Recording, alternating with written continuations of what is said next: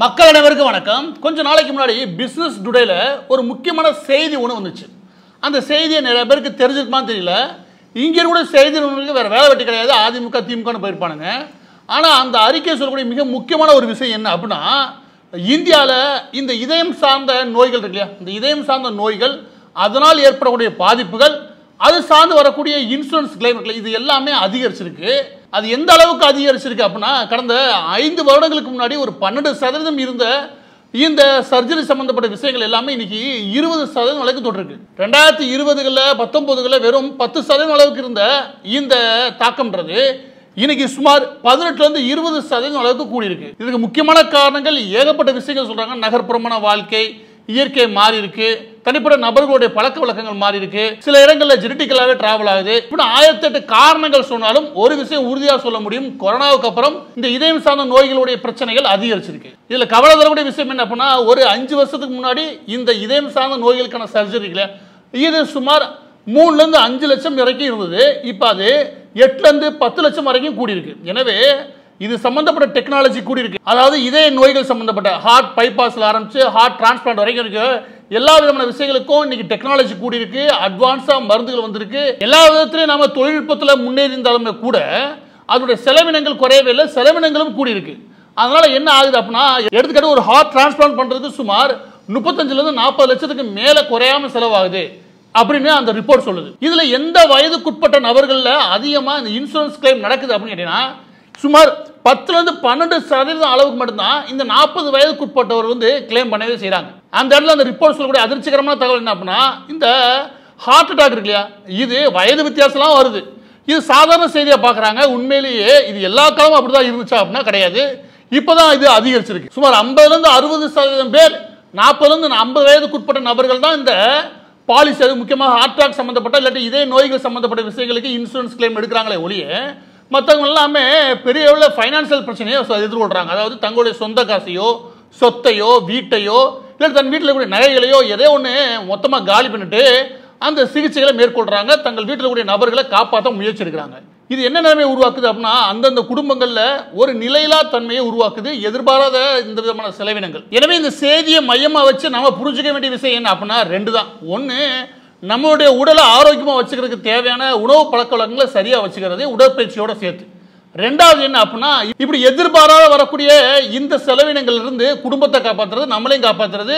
அந்த செலவினம் இருக்கு இல்லையா, அந்த செலவுல இருந்து ஒட்டுமொத்தமாக நம்மளை முழுமையாக காப்பாற்றுறது. அது ஒட்டுமொத்தமாக நம்மளுடைய சேவிங் அள்ளிட்டு போகாம, நம்ம குடும்பத்தில் இருக்கிற எல்லா விதமான குறைஞ்சபட்ச சொத்தையும் அள்ளிட்டு போகாம, ஒரு மிடில் கிளாஸ் எல்லாமே ரொம்ப கீழே தள்ளி விடாம, அப்படி தள்ளிவிட்டா வாழ்நாள் முழுவதும் கஷ்டப்படாமல் இருக்கிறதுக்கு டேர்ம் இன்சூரன்ஸ் அவசியம். இந்த டேர்ம் இன்சூரன்ஸ் ஒரு இன்சூரன்ஸ், அது உங்களுடைய குடும்பத்தை இந்த எதிர்பாராம வரக்கூடிய மருத்துவ செலவுலேருந்து பாதுகாக்கணும். உங்களுடைய குழந்தைகள், உங்களுடைய பெற்றோர்கள், இல்லாட்டி உங்களுடைய மனைவி, இல்லாட்டி உங்களுடைய கணவர், இவங்க யாருமே கஷ்டப்படக்கூடாதுன்னு நினைச்சு வச்சுக்குவேன் இந்த இன்சூரன்ஸ் எடுத்து வைக்கிறோம். ஏன்னா அப்படியான சூழ்நிலை வரும்போது ஒட்டுமொத்தமாக இந்த டேர்ம் இன்சூரன்ஸ் தாங்கி பிடிக்குது ஃபைனான்சியல் சப்போர்ட்டுக்கு. இப்போ இது சம்பந்தப்பட்ட என்னென்ன நிறுவனங்கள் வழங்குறாங்க, எவ்வளோ வழங்குறாங்க, இந்த மாதிரியான எல்லா விவரங்களும் கிடைக்கணும்னா நீங்கள் இந்த டிஸ்கிரிப்ஷனில் கொடுக்குற லிங்கை ஃபாலோ பண்ணுங்கள். அந்த லிங்க்கில் நீங்கள் ஃபாலோ பண்ணிங்கன்னா சும்மா 51க்கும் மேற்பட்ட நிறுவனங்கள், அதாவது இந்த டேர்ம் இன்சூரன்ஸ் கொடுக்கக்கூடிய 51க்கும் மேற்பட்ட முக்கியமான பெரும் நிறுவனங்கள் இருக்குது. அந்த நிறுவனங்களில் எந்த இன்சூரன்ஸ் கம்பெனி நமக்கு சிறந்தது, அதோட ப்ரீமியம் என்ன, நம்மளுடைய ஏஜ் குவாலிட்டிக்கு அது எது செட் ஆகும், நம்மளோட வீட்டுக்கு எது செட் ஆகும், இப்படி எல்லா வித கண்டிஷன்ஸ் நீங்கள் அப்ளை பண்ணி அதில் நீங்கள் தேர்னாலே உங்களுக்கு எது பெஸ்ட்டுன்றதை நீங்களே முடிவு பண்ண முடியும். மாதம் 685 ரூபாயில் 2 கோடி வரைக்கும் இன்சூரன்ஸ் நம்ம கவரேஜ் கொடுக்க முடியுது. அதோட சேர்த்து ஆன்லைனில் பார்க்கும்போது 10% டிஸ்கவுண்ட் கிடைக்குது. 24 மணி நேரமும் நீங்கள் இந்த ஆன்லைன் ஃபெசிலிட்டி இருக்கு இல்லையா, அதில் உடனடியாக தொடர்பு கொள்ள முடியும். அந்த கம்யூனிகேஷன் மேனேஜர், அந்த எக்ஸிக்யூட்டிவ் மேனேஜர்ஸை, அதோட சேர்த்து 80 வயது வரைக்கான கவரேஜ்லாம் சில நிறுவனங்கள் வழங்குறாங்க. இதில் டாக்ஸ் பெனிஃபிட்டான ஏடிசி, அது ஒரு சுமார் 1.5 லட்சம் வரைக்கும் நமக்கு கிடைக்கிறதுக்கான வாய்ப்புகள் உண்டு. இதையே நம்ம இப்போ ஆன்லைன் தளங்களை பயன்படுத்தக்கூடிய எண்ணிக்கை அதிகமாக இருக்கு. இல்லாட்டி அதை பயன்படுத்துறது நல்லது. நீங்கள் தேவைன்னா ஏஜென்ட்டே போகலாம், இல்லை நான் ஆன்லைன்லேயே முடிச்சுக்க விரும்புகிறேன் அப்படின்னா ஆன்லைனில் பண்ண முடியும். ஏன்னா எல்லாமே பெரு நிறுவனங்கள் தான், எல்லாமே கார்பரேட் நிறுவனனால இந்த நிறுவனங்கள்கிட்ட அந்த பேப்பர் ஒர்க் இருக்குல்ல, அது கரெக்டாக இருக்கும். ஆன்லைனை பொறுத்த வரைக்கும் ரிஸ்க்கு கம்மி, அதோட ரொம்ப முக்கியம் டிஸ்கவுண்ட் கொஞ்சம் அதிகமாகவே கிடைக்கும், எக்ஸ்ட்ரா கமிஷன் இருக்காது. நீங்களே உங்களுடைய ப்ரொபோசலை ஓரளவுக்கு தேட முடியும். வயது, நம்முடைய நிலைமை என்ன, நமக்கு என்ன சிக்கல் இருக்குது, இந்த மாதிரி எல்லா விஷயங்களையும் நீங்களே யோசிச்சு உங்கள் குடும்ப பின்னணியோட சேர்த்து நீங்கள் அதில் தேட முடியும், ஈஸியாக ஃபில்டர் பண்ண முடியும்.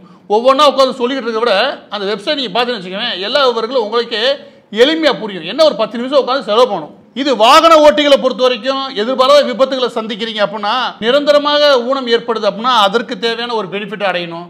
இல்லை எனக்கு நிரந்தரமாக ஒரு இன்கம் பிரச்சனை வந்துடும், நான் இந்த விதமாக விபத்தை எதிர்கொண்டேனா அப்படின்னா அதற்கான பெனிஃபிட் இருக்குது. எனவே இந்த வாகன ஓட்டிகளுக்குன்னு சிறப்பான சில அம்சங்கள் இருக்கும். அதுவும் இதுலேயே நம்ம தேடி தெரிஞ்சுக்க முடியும். இதையே ஒவ்வொரு மாதமும் சொல்ல வேண்டியிருக்கு அப்படின்னா, தற்போதைய நிலைமையில் ஒரு யூகேயோ இல்லாட்டி யூஎஸ்ஓ மற்ற நாடுகளோ சிங்கப்பூர் எடுத்துங்களேன், இந்த இன்சூரன்ஸோட தொகை இருக்குல்ல, இது 30லேருந்து 50% இங்கே இருக்கிற விட அதிகம். ஏதோ டபுள் சார்ஜ்னு வச்சுக்கோங்க. இங்கே குறைவாக தான் இருக்குது. ஆனால் மக்கள்கிட்ட போதிய விழிப்புணர்வு இல்லாதனால இந்த ஒட்டுமொத்தமாக இந்த ஹெல்த் சிஸ்டம் இருக்குல்ல, இதில் மக்கள் ஓரளவுக்கு சிக்கி சின்னாபனம் ஆகிறாங்க. அது எந்த இடத்துல அப்படின்னா அவங்களோட ஒட்டுமொத்த சேவையும் காலி பண்ணுது இந்த எதிர்பாராத மருத்துவ செலவுகள். எனவே டேர்ம் இன்சூரன்ஸ்னா என்ன, அதனுடைய பலன்னா என்ன, அது எதனால் நமக்கு தேவை, அது எந்த விதத்தில் நம்மளுடைய குடும்பத்தை பாதுகாக்கும், இந்த விவரங்கள்லாம் நீங்களே ஒரு முறை தேடி தெரிஞ்சுக்கிறது நல்லது. கீழே இருக்கக்கூடிய லிங்கை நீங்கள் கிளிக் பண்ணிங்கன்னா சும்மா 51 நிறுவனங்களுடைய விவரங்கள் எல்லாம் கிடைக்கும். அந்த எல்லா நிறுவனங்களையும் நீங்கள் கம்பேர் பண்ணிக்கோங்க. அது எதெல்லாம் எவ்வளோ % டிஸ்கவுண்ட் தருன்றதை நீங்கள் பார்த்துக்கோங்க.